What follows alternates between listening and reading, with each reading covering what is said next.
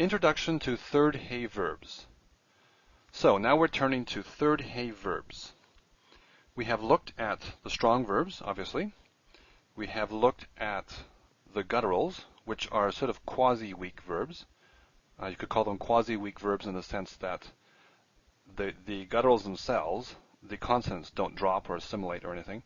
They just change the vowels, so they're somewhat weak. Then we looked at what? First nun, I guess. Flip my pages here. First nun verbs, where we saw the nun dropping or assimilating. And there we looked at select binyan. We looked at the kal, the nifal, the hifil, and the hofal. We didn't look at the other binyan, like pl, for instance, because it's normal in the pl. And then we looked at first vav and first yud. Remember, we had first vav, and then we had first yud, meaning original first yuds. And again, we looked at select binyan. We didn't look at all the binyan because we didn't need to. And now, finally, we come to the III He verbs. And if you turn to page 552, you'll see the chart at the end of Ross on III He. And the first thing that stands out to you, or to me anyway, is that every binyan is here. We see the kal, the nifal, the pl, the pul, the hitpal, the hifil, and the hofal. You think, oh my, how are we going to deal with this? So much to learn. But what we'll see is that almost all of this can be boiled down, distilled down to 3 rules.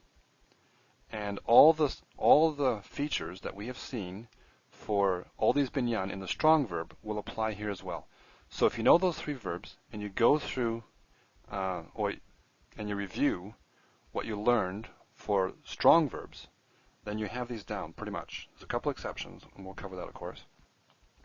So it's not as intimidating as it looks. So what can we say about these? Well, first of all, these III He verbs, of course, III He means that we have a He in the 3rd position, right? Let me just write that down. Obviously, this is not hard. You know this here. But the He, which sits here, originally, for most of these verbs, was actually 3rd yud. Okay? So we actually have, originally, there was a yud here, not a He. And for some forms, people think that it was actually 3rd vav. Now, why do we think that most III He's are actually 3rd yuds? In fact, in some grammars or some classes, they'll talk about them as 3rd yuds. Why? Well, there's 3 lines of evidence here. One is, the first piece of evidence is that the 3rd He is a vowel, and we'll cover this in a second, in the next slide actually.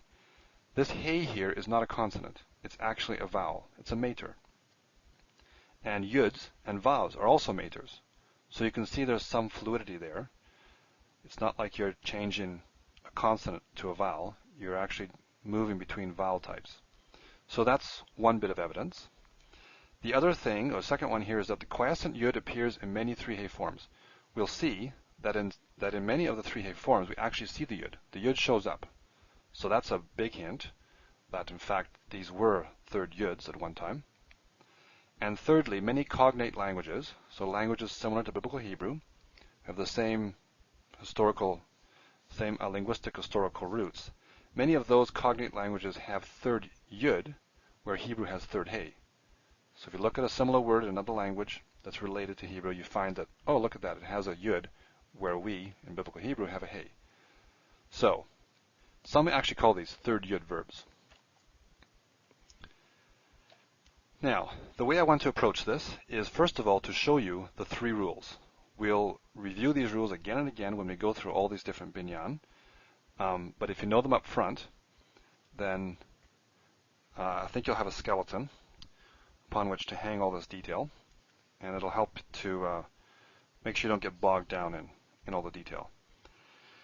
So if you open your page, take a look at the III He verb chart. If it's in Ross, page 552 at the end of Ross. The first point, well, these rules divide up into three rules based on the suffixes. There's one rule for the forms that have no suffixes, another for the forms that have vocalic suffixes, that means just a vowel.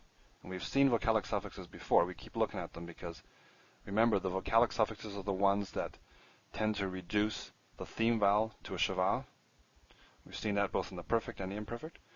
So something happens there, and then consonantal suffixes. So no suffix, then vocalic suffixes, and then consonantal, either CV or CVC.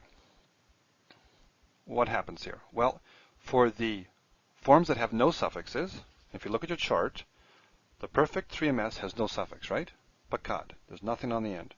For those forms, what we see is we have the he and a vowel. Or in the Hebrew direction, we have a vowel of some sort. I'll just put a V here. Vowel plus he, made or he. So the he is not a consonant. And that's what I was saying back here. The he is not a consonant. And third he is a vowel, not a consonant, which is why they think that it's related to the yud, or at least it's easier to move between two vowels than it is a vowel and a consonant. So here we see that you have some sort of vowel, and we'll see comments, we'll see segol, we'll see tere, different vowels here, even holum. But where there are no suffixes, you simply have vowel plus made or he. Exceptions are the passive participle and the infinitive construct. We'll get to those. Those are rather unique forms, which is kind of nice actually because they stand out in the text. Vocalic suffixes. The forms that have a vowel as a suffix, the he simply drops. So if you stay with the perfect and run your eye down to 3CP, okay, third common plural, that is one of the forms with a vocalic suffix. We see galu, okay? This comes from gala. Gala is our paradigm word, by the way. Gala, meaning to uncover. So third he. And if you put this into the 3CP form, the he simply drops and you have u, galu. If you look at your chart, you'll see galu. So it'll look like ga. This is a dagesh lene. So it's just there because it happens to be a gad kafat letter. Galu. So there's your vav. And the he just drops. So with vocalic suffixes, the he drops. With no suffixes, you have vowel, made or he. With consonantal suffixes, what you see is the quiescent yud. The yud appears. Now this is, presumably, this yud, this original yud, the yud that was originally there in the older form of Hebrew, or the older form what Hebrew came from. So it's with the consonantal suffixes that you see that yud. So if you pass your eye down to 2MP in your chart, gilitem, you'll see you have gimel, lamed, and then you got yud. Now it is quiescent. It's functioning as a vowel. It's Hiddic yud here in this particular case, but you do see the yud. So again, yud and he, these are functioning as vowels when they appear, and it's in these consonantal suffixes that you see the yud. So these three rules, if you keep these in your mind, and we'll go through these in detail, we'll look at every single one.